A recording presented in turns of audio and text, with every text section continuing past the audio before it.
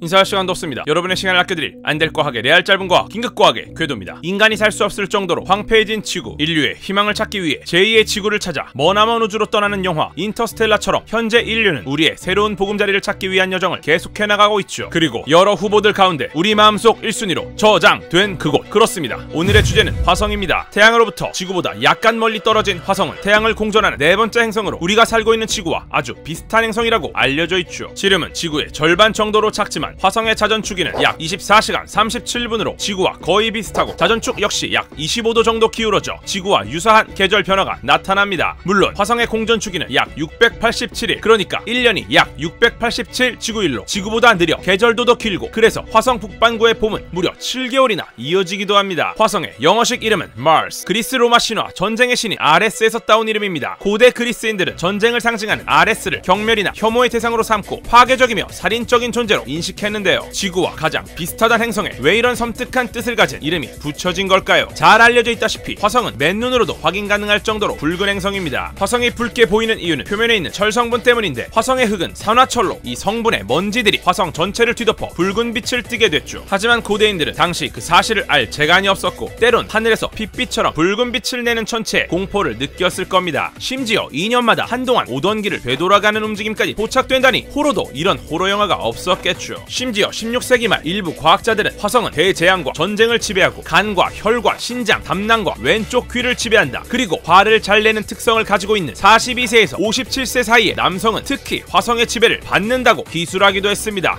뭐야 이게! 하지만 이후 갈릴레이로 인해 망원경을 이용한 천체 관측이 가능해지며 화성은 조금씩 과학의 영역으로 들어오게 됐죠. 화성이 지구에 근접했던 1659년 네덜란드의 천문학자 크리스티안 하위언스가 화성 표면을 그림으로 그리고 1780년대에는 영국 천문학자 윌리엄 허셜이 광학 기술을 이용해 화성 자전축의 기울기와 대기의 존재를 알아내기도 했습니다. 그리고 1877년 화성이 지구와 가까워지던 어느 날 밤, 이탈리아 천문학자 스키아파렐리는 성능 좋은 망원경으로 이종과 비교할 수 없는 아주 상세한 화성 지도를 만들어냅니다. 비슷한 시기 미국의 퍼시벌 로웰은 본인 재산의 상당 부분을 활용해서 천문대를 지었고 화성의 운하를 관측했으며, 더 나아가 화성인들이 황폐해져가는 행성에서 살아남기 위해 몸부림치고 있다고 강조했죠. 이후 화성에 정말 화성인이 존재하는지에 대한 사회적 논쟁은 계속되어 왔습니다. 그렇다면 로웰의 주장처럼 화성에는 정말 생명체가 살고 있었을까요? 아니면 지금도 살고 있을까요? 아니면 지금은 없지만 앞으로 살아갈 수 있을까요? 앞서 말했듯이 화성은 여러 행성 중에서 지구와 가장 유사한 행성입니다. 지표 환경이 사막과 비슷하고 미약하지만 대기도 존재, 그리고 과거에 물이 흐른 흔적은 물론 현재도 지하에 다량의 얼음이나 호수가 발견되면서 생명체가 있거나 존재할 가능성은 여전히 커 보입니다. 하지만 아무리 좋은 망원경으로 들여다봐도 얻을 수 있는 정보는 한정되어 있고, 관측된 결과의 주관적 해석에만 기댈 수는 없기에 인류는 화성의 지표, 기후, 지형을 제대로 연구하기 위한 탐사선을 쏘아올리기 시작합니다. 1957년 소비에트 연방의 스푸트니크 발사 성공으로 콧대가 확 꺾여버린 미국은 자존심을 회복하기 위해 나사를 중심으로 달뿐 아니라 금성과 화성의 무인 탐사선 개발에도 열을 올리게 되었죠. 그리고 구소련과 미국의 똥줄 타는 화성 경쟁 레이스 속 미국이 메리너 4호 발사, 화성 표면에 사진을 찍는데 성공하게 됩니다. 당시 손바닥만한 사진 한 장을 내려봤는데 걸린 시간은 무려 9시간. 대신 인류는 메리너 4호를 통해 화성 표면은 건조하며 바위투성이에다가 생각보다 많은 분화구가 존재한다는 것을 확인할 수 있었고, 화성 대기의 압력이 지구 대기압의 100분의 1이라는 사실도 알게 되었죠. 메리너 4호가 보내온 사진은 화성 표면의 1%에 불과했지만 사진 속 화성은 혹시 생명체가 존재하지 않을까 생각하던 사람들의 기대를 무참히 밟아버릴 정도로 황폐했고 마치 죽음의 땅처럼 느껴졌습니다. 하지만 이에 좌절하지 않고 1971년 메리너 9호 등판, 최초로 화성 주위를 도는 우주선이었던 메리너 9호는 3분의 2 정도 지역을 지도로 제작한다는 당초 목표를 넘어 아예 화성 대부분의 표면을 지도로 작성하는 데 성공했죠. 이를 통해 화성에 구불구불한 수로 삼각주처럼 물로 인해 만들어진 지형이 있다는 것을 발견했고, 여러 종류의 계곡과 협곡의 흔적, 그리고 화성의 남반구와 북반구가 매우 다르다는 것을 확인하게 됩니다. 또 화성에는 에베레스트 산보다 3배 높고 태양계에서 가장 높은 25,000m의 올림푸스 산이 존재한다는 놀라운 지질학적 발견 역시 해냈죠. 아마 지구의 경우라면 중력 때문이라도 이런 지형은 결코 만들어질 수 없었을 겁니다. 이처럼 메리너 9호는 메리너 4호로 황폐하게만 느껴졌던 화성에 다시 새로운 생명의 바람을 불어넣었죠. 이것은 희망고문. 그리하여 화성에 존재할 수도 있는 지구 밖 생명체 발견을 주임무로 하는 나사의 바이킹 프로젝트 가동, 궤도선과 착륙선으로 이루어진 이루어진 바이킹 1호는 화성 적도로부터 북쪽으로 22.8도 떨어져 있는 크리세 평원 착륙에 성공했습니다. 당시 나사 통제실에 있던 사람들 가운데 절반이나 착륙 실패를 예측할 정도였다고 하니 얼마나 어려운 착륙이었는지 감이 오시나요? 화성 탐사에서 가장 어려운 부분 중 하나, 바로 공포의 7분입니다. 진입부터 착륙까지 약 410초간 수백 가지의 과정이 톱니바퀴처럼 맞아떨어져야만 착륙에 성공할 수 있고, 지구와 화성 사이 먼 거리로 인한 통신 지연으로 탐사선은 대기권 진입 후 화성 표면까지 진입, 하강, 착륙이란 격렬한 과정을 자체적으로 해내야만 한다는 사실. 그런데 탐사선이 착륙할 지점은 누가 어떤 이유로 어떻게 정하는 걸까요? 바이킹 1호는 첫 화성 착륙선인 만큼 착륙 지점을 정하기가 더욱 어려웠을 겁니다. 적당히 추첨하는 방식이었다면 오히려 편했을지도 모르죠. 실제 나사의 과학자들이 선호하던 착륙 지점은 전부 달랐다고 합니다. 기상학자들은 기상자료 수집에 좋은 평평한 지점을 원했지만 지질학자들에게는 최악의 지점이었죠. 생물학자들은 생명체 발견 가능성을 위해 밝은 색과 어두운 색으로 보이는 지역에 각각 착륙해야 한다고 주장했고, 과학자들은 대기 밀도와 압력이 높고 젖어있을 가능성이 높은 지역을 탐냈다고 하죠. 이들의 논쟁은 꽤나 장시간 이어졌지만 황당하게도 윗선에서 갑작스럽게 경비를 삭감! 진행시켜! 아쉽게도 궤도선 카메라를 사용할 수 없게 되었고, 선호하는 착륙 지점은 무슨 오직 감에 의존해 내려갈 수밖에 없었죠. 다행히 결과가 좋으니 오히려 좋아.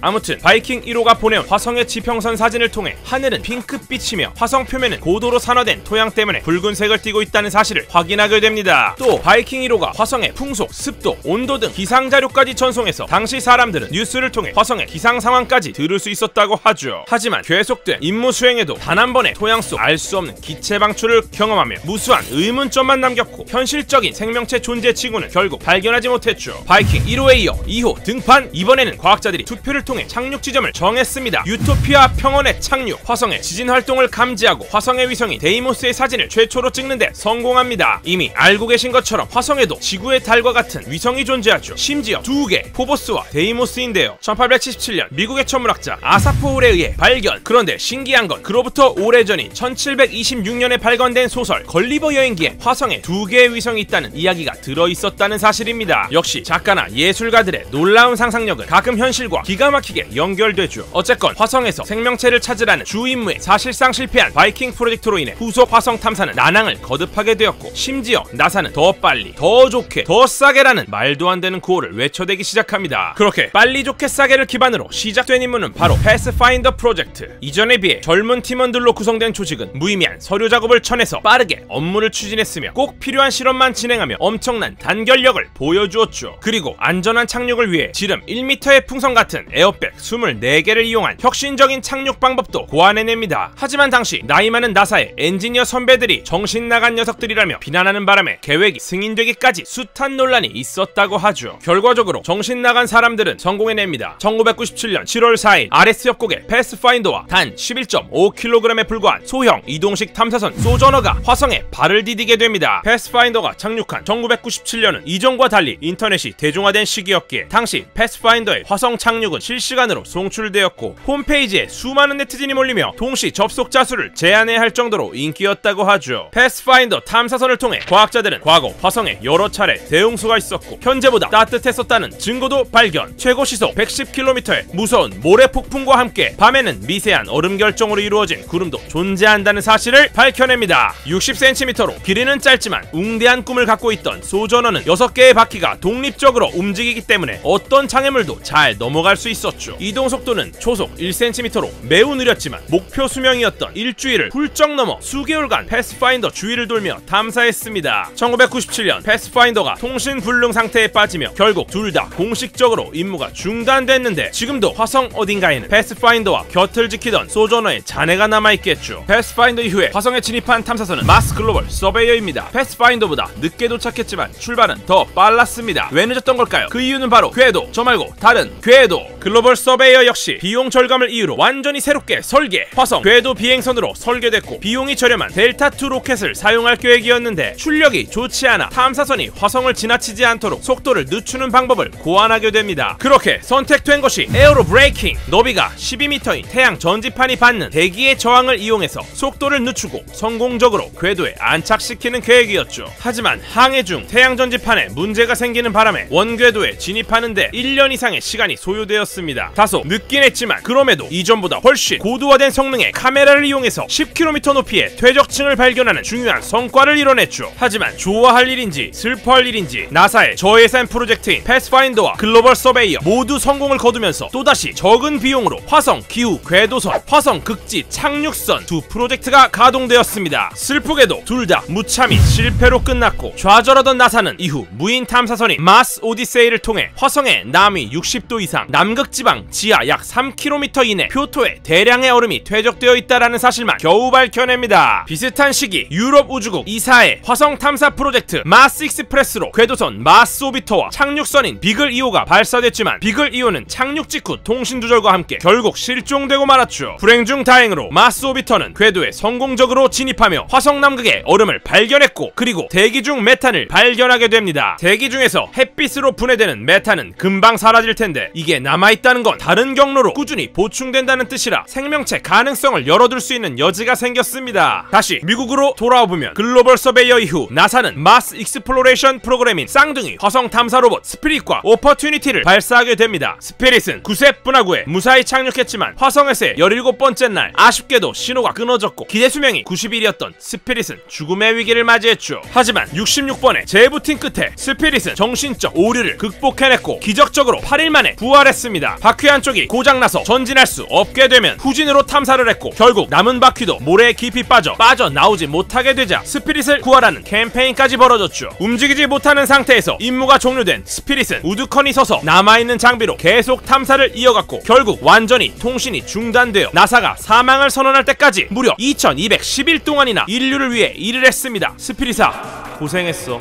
스피릿의 쌍둥이 오퍼튜니티는 스피릿과 반대편인 화성 적도 부근의 메리디아니 플라늄에 성공적으로 안착했고 물의 존재를 가늠할 수 있는 수많은 사진과 데이터를 지구로 전송했죠. 빨빨거리며 화성을 누비고 다니던 오퍼튜니티는 분화구 바닥에 널려있던 영롱한 푸른 회색 구슬을 발견합니다. 이것의 정체는 약 3cm 정도 크기의 암석으로 과학자들이 블루베리란 별칭으로 부르는 적철광! 통상 물속에 발견되는 물질이라 화성에서 물의 흔적을 보여주는 중대한 발견 가운데 하나로 꼽히기도 했죠. 오퍼튜니티는 쌍둥이 형제 스피릿의 목까지 자신이 해야 한다고 다짐했던지 최초 계획이었던 90일을 훌쩍 뛰어넘어 지구 시간으로 약 15년, 화성 시간으로는 5111일 동안 탐사를 계속해 나가다가 지난 2019년 결국 쌍둥이 형제 스피릿처럼 화성에서 잠들게 됩니다. 그의 마지막 유언은 배터리가 부족해서 어두워지고 있다라는 슬픈 메시지였죠. 슬퍼할 시간도 없습니다. 나사의 또 다른 화성 궤도 탐사선 마스 리커니센스 오비터 등판. 이전 궤도선들과 달리 지름이 3m나 되는 커다란 전파 안테나 등 새로운 탐사 장비를 싣고 2006년 3월 궤도 진입에 성공. 2011년 언덕의 경사지에서 검은 줄무늬 사진을 찍어보내는 성과를 기록. 이를 통해 2015년 나사는 화성에서 액체 상태의 물이 발견되었다고 발표하게 되죠. 이 밖에도 여러 지역에서 염화물이나 소금, 광물을 발견했고 산사태로 쏟아지는 얼음과 먼지가 거대한 구름을 만들어내는 순간을 촬영하는 등 다양한 성과를 이루어냈습니다. 2008년 화성 극지방에 최초로 도착했던 피닉스 화성 탐사선은 비록 얼어있는 상태이긴 했지만 화성에서 물과 직접 접촉한 최초의 탐사선이란 기록을 세우게 되죠. 그리고 2011년 1970년대 실시된 바이킹 프로젝트 이후 오랜만에 대규모 화성 탐사 프로젝트를 가동. 그 이름은 바로 마스 사이언스 레보레토리. 이 계획의 일부가 바로 그 유명한 큐리오시티입니다. 미국에서 네 번째로 보낸 화성 탐사차였죠. 큐리오시티는 로봇 팔 끝에 달린 마스 핸즈 렌즈 이미저, 알파 입자, X선 분광기, 드릴과 화성 샘플 분석 실험실 등 이전 화성 탐사에서 사용되던 것보다 훨씬 기능이 향상된 장비들을 싣고 화성 게일 분화구 내부에 도착. 게일 분화구가 퇴적물로 채워졌었다는 사실, 화성 땅에 오래전 물이 흐른 흔적, 생명체에 필요한 메탄 가스와 질산염 증거를 발견하는 등 큰 업적을 남기게 됩니다. 또 장착된 드릴로 암석을 뚫어 화성 지표 아래 물이 흐른 흔적과 질소를 발견했고 과거 화성에 생명체가 존재할 수 있었을지도 모른다는 가설에 큰 힘을 실어주게 되었죠. 최근에는 화성의 하늘을 촬영, 일몰 직후 화성의 높은 하늘을 하얗게 물들인 멋진 구름 사진을 찍어보내기도 했습니다. 별게 아닌 것 같지만 화성에서 구름은 지구처럼 쉽게 형성되지 않죠. 대기권 농도가 지구보다 100배였고 이산화탄소가 대부분이기에 드라이아이스로 이루어진 화성의 구름은 거의 낮게 깔리기 때문입니다. 하지만 이렇게 잘 나가던 큐리오시티도 직속 후배인 퍼서비어런스의 등판으로 살 살짝 관심을 빼앗기게 되죠. 퍼서비어런스는 2020년인 지난해 발사된 화성 탐사차로 올해 2월 화성 궤도에 진입, 예제로 분화구에 착륙했습니다. 예제로 분화구가 어떤 곳이냐? 잠깐 설명을 드리자면 고대 삼각주로 추정돼 예전부터 생명체의 흔적을 찾을 가능성이 가장 높은 곳으로 꼽혔죠. 한때 큐리오시티도 착륙 후보지로 검토했으나 너무 위험해서 포기했을 정도로 착륙이 어려운 지점이었지만 퍼서비어런스는 해냈습니다. 첨단 인공지능을 바탕으로 관제소의 지시 없이 자율적 판단이 가능한 퍼서비어런스는 심지어 지난 4월 화성의 대기에서 산소를 뽑아내는 실험을 처음으로 성공! 퍼서비어런스에는 이산화탄소를 산소로 바꾸는 몫이라는 장비가 장착되어 있는데 이를 통해 실제로 화성에서 1시간 동안 약 5.4g의 산소를 만들어낸 겁니다. 이건 우주비행사 한 명이 10분 동안 호흡할 수 있는 양이라 충분히 의미가 있었죠. 드디어 화성 현지에서 산소를 자급자족할 수 있는 길이 열렸다는 겁니다. 이게 끝이 아닙니다. 퍼서비어런스는 인제뉴어티라는 소형 무인 헬리콥터가 함께 갔죠. 마치 소니까 테일즈처럼 말이죠. 올해 4월 화성 지상에서 처음으로 비행에 성공하면서 인류가 만든 동력 비행기가 지구 밖 천체에서 비행한 최초의 기록을 남겼습니다. 화성 탐사 역사에 새로운 획을 그었죠. 퍼서비어런스는 이런 인제뉴어티가 비행하는 소리를 녹음하기도 했습니다.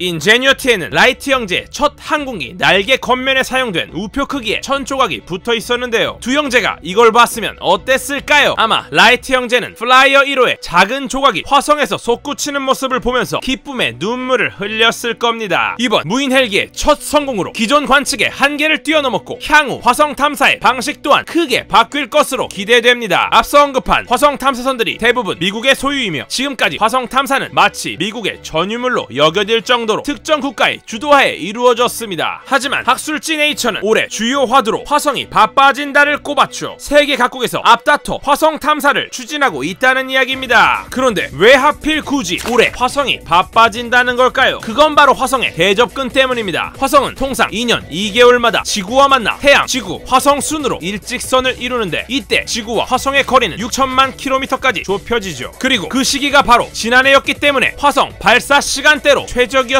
겁니다. 당장 아랍에미리트가 지난해 7월 20일 희망이라는 뜻의 화성 탐사선 아마를 발사했고 올해 2월 화성 궤도 진입에 성공! 화성 궤도를 선회하며 1년 동안 화성의 대기 변화를 관측해서 연중 기후도를 작성하는 것이 목표입니다. 최근 화성의 오로라 사진을 찍어 지구로 전송하기도 했죠. 아랍에미리트가 아마를 발사한 지 사흘 후 중국이 화성 탐사선 태넌 1호를 발사! 역시 올해 2월 화성 궤도에 도착했고 5월에 유토피아 평원에 착륙했습니다. 태넌 1호에는 화성 궤도를 도는 궤도선과 착륙선 그리고 탐사차 주릉이 탑재되어 있는데 중국은 궤도 비행과 표면 착륙, 탐사까지 3가지 임무를 동시에 수행한 방식으로는 세계 최초라며 자축했죠. 최근에는 지하 얼음층의 존재 가능성을 연구하기 위한 데이터 수집을 해온 주릉이 화성일 기준 90일 동안의 탐사 임무를 완료했다는 소식이 전해지기도 했는데요. 그렇다고 완전히 쉬는 건 아니고 조만간 주릉이에게 새로운 임무가 주어질 예정입니다. 이렇게 지치지 않고 계속되는 인류의 화성 탐사 도전 속에서도 여전히 해내지 못한 숙제가 있었으니 바로 화성에 도착한 사람은 아직 단 한 명도 없다는 사실입니다. 유인 화성 탐사는 도대체 언제쯤 가능할까요? 제2의 닐 암스트롱은 과연 누가 될까요? 2018년 나사의 찰스 볼든 국장은 2030년 중반까지 화성에 반드시 사람을 보내겠다고 밝혔고 일론 머스크 역시 2024년에는 화성에 사람을 보내겠다 장담해왔습니다. 네덜란드의 벤처기업 마스원은 2012년 화성에 인류 식민지를 건설하겠다며 우주개발 시장에 등장했고 화성 식민지 건설에 참여할 인력을 모집했는데 심지어 귀환할 수 없는 편도행이라는 조건이 붙었음에도 무려 20만 명이 넘는 지원자가 몰렸죠. 하지만 말만 앞서고 제대로 된 기술력을 보유하지 못했던 마스원은 파산했고 당시 백인의 최종 후보자에 선정되었던 아일랜드의 물리학자 조셉 로슈도 비상식적인 선정 방식을 문제 삼기도 했죠. 현재 화성 탐사는 단순히 미지의 땅을 밟아보는 호기심 수준이 아니라 언젠가 영화 인터스텔라처럼 인류의 피난처가 될 수도 있겠다는 관점으로 접근하고 있습니다. 기후위기, 전염병, 소행성 충돌 등 여러 위험 요소가 부각되며 지구는 더 이상 안전하지 않을 수도 있다는 것. 먼 미래 화성으로의 이주, 화성 식민지 건설을 고려해야 할지도 모른다는 겁니다. 스티븐 호킹 역시 우주로 가지 않으면 인류에게 미래는 없다라고 말하기도 했죠. 그렇다면 화성 탐사 못지않게 중요한 건 뭘까요? 바로 테라포밍 기술일 겁니다. 지구 다음으로 생명체가 존재할 가능성이 높다고 불리는 화성이지만 현재 환경은 인간에게 너무나도 혹독하죠. 화성의 대기는 95%가 이산화탄소이며 산소 산소가 거의 없어서 우주복을 입지 않으면 호흡곤란이 옵니다. 지구 방사선량의 4배 이르는 방사선, 그리고 지구의 38%밖에 안 되는 중력으로 오래 머물다가는 아무리 건강한 헬스에오가라도 골밀도 감소, 근육 손실을 피할 수 없겠죠. 화성의 환경을 지구처럼 바꾸는 테라포밍, 즉 숨 쉴 수 있는 공기를 만들고 물을 확보하며 극한의 추위가 아닌 인간이 살 수 있는 따뜻한 온도로 화성을 바꾸는 것은 가능할까요? 이미 안될 과학 랩미팅에서 다룬 적이 있긴 하지만 간단히 복습해보겠습니다. 1990년에 개봉한 영화 토탈 리콜에서처럼 공기 발생 장치를 가동시켜 지구와 유사한 대기를 만들 수 있을까요? 이 영화마저도 배경이 2084년이라는 건 함정이죠. 미국 애리조나대 연구팀은 대형 반사경을 설치해 극한의 추위를 해결하는 방안을 고민하고 있습니다. 화성 궤도에 너비 150m의 반사경 300개를 이어붙여서 태양에너지를 반사하면 1km에 이르는 지역에 햇빛을 집중시킬 수 있고, 이를 통해 표면 온도를 20도까지 끌어올릴 수 있다는 겁니다. 그렇다면 대기는 어떻게 조성할 수 있을까요? 온실가스 공장을 짓는 건 오히려 간단한 편입니다. 암모니아와 물이 풍부한 소행성에 열핵 추진 로켓을 달아 소행성을 화성에 충돌시키자는 아이디어는 보통 일이 아니겠죠. 일론 머스크는 만년설로 뒤덮인 화성의 극지방에 핵미사일을 1만 개 이상 터뜨려 갇혀있던 이산화탄소를 방출하자라는 과격한 주장을 하기도 했습니다. 가장 이상적인 방법은 지구처럼 식물의 광합성을 통해 산소를 생성하는 것이겠죠. 마치 우리가 우주정거장에서 상추를 키우는 것처럼요. 하지만 역시 만만한 방법은 아닙니다. 나사가 지난 2012년에 예측한 바에 따르면 화성 대기압을 높이는데 90년, 빙하를 녹여 물을 얻는데 120년, 행성 기온을 올리는데 150년, 식물을 심고 퍼뜨리는데 50년, 화성 종착지 건설에 70년, 다 더하면 총 480년이 소요된다고 발표한 바 있죠. 머스크 형, 어떻게 그때까지 살 수 있겠어? 이처럼 화성에 인류가 거주한다는 건 여전히 해결할 것이 많아 불가능에 가까운 프로젝트입니다. 하지만 인류는 언제나 비슷한 상황에서 가능성을 찾아냈죠. 영국의 SF 소설가 아서 클라크는 이런 말을 남겼습니다. 가능의 한계를 알기 위한 유일한 방법은 불가능의 영역에 살짝 발을 들여놓아 보는 것이다. 우리가 지금처럼 화성에 대한 호기심과 탐사 의지를 계속 갖고 간다면 언젠가 푸르게 빛나는 화성을 만날 수 있지 않을까요? 광활한 우주 속 행성들을 만나보는 태양계 시리즈, 언젠가 화성에서 안될 과학 랩미팅을 라이브로 방송할 수 있기를 기대하는 지금까지 가장 핫한 과학 긴급과학의 궤도였습니다.